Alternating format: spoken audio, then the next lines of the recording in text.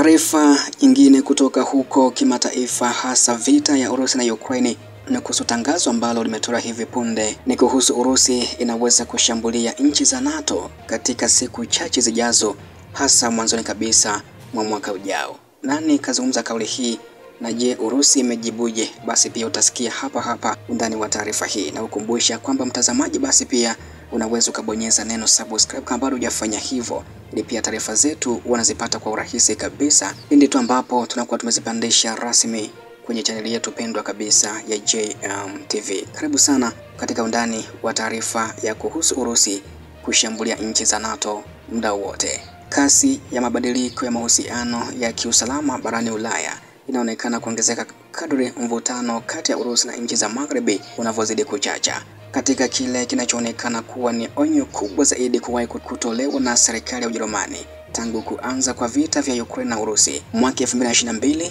Waziri wa ulinzi wa Ujerumani anayefahamika kama Boris Pistorius amesema kuwa kuna uwezekano mkubwa wa Urusi kushambulia nchi mwanachama wa NATO mapema kabisa, au mapema zaidi kuliko ilivyokadiriwa hapo awali, huenda hata mwaka ujao.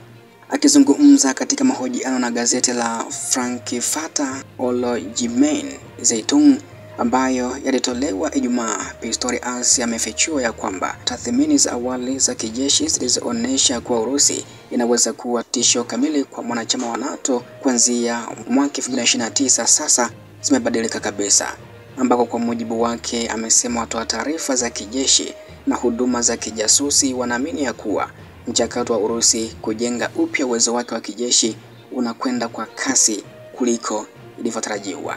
Kwa muda mrefu walijulishwa kwa iwapo Urusi itaamua kufanya mashambulizi dhidi ya nchi ya NATO mashariki mwa Ulaya, basi ingekuwa mapema zaidi mwaka 2029, amesema Pistorius. Lakini tathmini mpya inaonyesha kuwa hilo linaweza kutokea kabisa mapema mwaka 2028, na baadhi ya wataalamu wanadai ya kuwa hata kipindi hiki wanachoishi sasa kinaweza kuwa ni msimu wa mwisho wa amani kabla ya uwezekano wa mzozo mkubwa.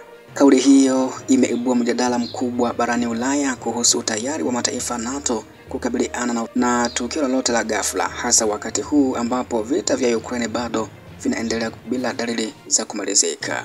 Pistorius hakutoa onyo hilo pasipo kuweka bayana changamoto zinazoikabili Ujerumani yenyewe, na alieleza wazi ya kuwa jeshi la nchi hiyo Bundeswehr limekaa muda mrefu bila uwekezaji wa kutosha, hali iliyochangia udhaifu katika miundombinu, uhaba wa vifaa muhimu na kupungua kabisa kwa wanajeshi.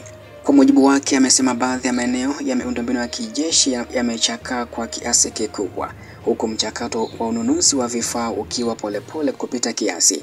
Amebainisha kuwa Ujerumani sasa inahitaji mageuzi ya haraka na makubwa, kuanzia katika ununuzi wa vifaa vya kijeshi, kuongeza akiba ya silaha hadi kuimarisha nguvu kazi ya kijeshi.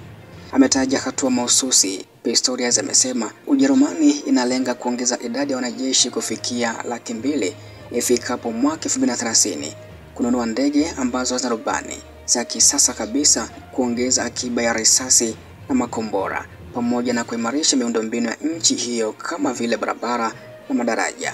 Miundombinu hiyo inaweza pia kutumika katika tukio la dharura iwapo Ujerumani itageuka kuwa kituo kikuu cha kupitisha vifaa na vikosi vya NATO kuelekea Ulaya ya Mashariki. Kauli ya Pistorius zimelingana na msukumo mpya ndani ya Ulaya unaolenga kuongeza matumizi ya kijeshi kwa kiwango ambacho hakijawahi kushuhudiwa tangu vita baridi na tangu Urusi pia kuivamia Ukraine. Umoja wa Ulaya na NATO zimekuwa zikirekebisha kwa kasi vipaumbele vyao vya ulinzi.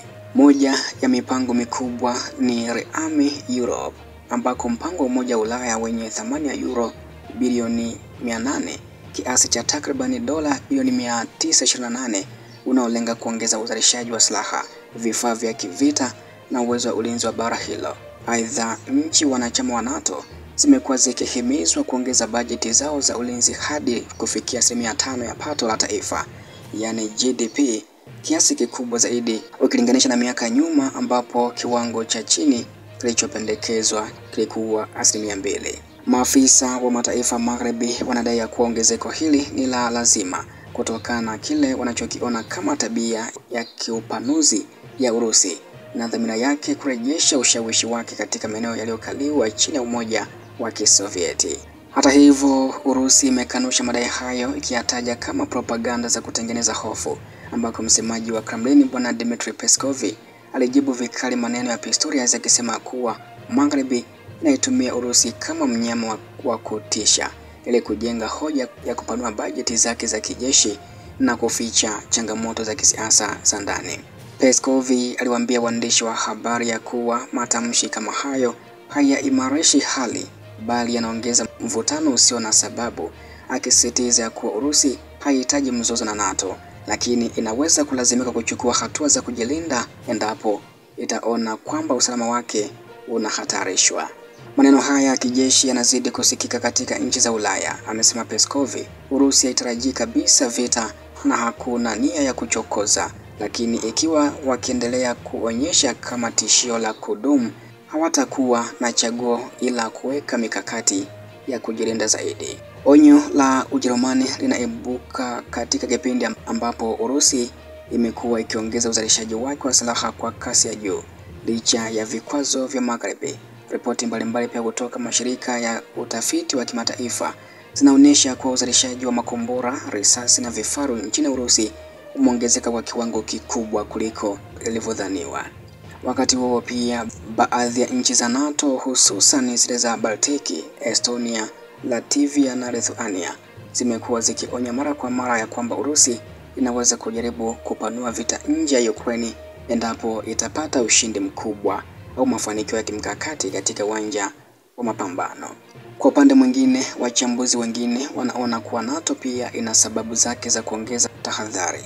Kwanza, vita vya Ukraine vimeonyesha kiwango kikubwa cha matumizi ya silaha na risasi, na hivyo kubainisha udhaifu katika akiba za mataifa mengine ya Ulaya. Pili ni kuhusu matarajio ya mabadiliko ya uongozi wa Marekani katika uchaguzi ujao, yameongeza hofu ya kwamba bara la Ulaya linahitaji kujitegemea zaidi kwenye masuala ya ulinzi iwapo Marekani itapunguza msaada wake. Wachambuzi wa masuala ya kimataifa wamegawanyika kuhusu uzito wa onyo la Pistorius. Baadhi wanasema kuwa kauli hizo ni za tahadhari za kawaida zinazolenga kuhimiza uungwaji mkono wa umma katika kuongezwa kwa bajeti ya ulinzi. Wanadai ya kuwa viongozi wengi wa Ulaya wanatumia tishio la Urusi kama njia ya kuhalalisha matumizi makubwa ya fedha za umma katika kununua silaha na kuimarisha majeshi yao. Hata hivyo, wengine wanaamini ya kuwa kauli hiyo haiwezi kupuuzwa. Kwao, historia ya Urusi ya karibuni, ikiwemo uvamizi wa Georgia 2008, Crimea 2014 pamoja na Ukraine 2022, inaonyesha kuwa Kremlin iko tayari kutumia nguvu za kijeshi ili kufikia malengo yake ya kisiasa na kijiografia. Hivyo nchi za Ulaya lazima ziwe tayari kwa tukio lolote, hata kama uwezekano wa shambulio la moja kwa moja dhidi ya NATO bado ni mdogo.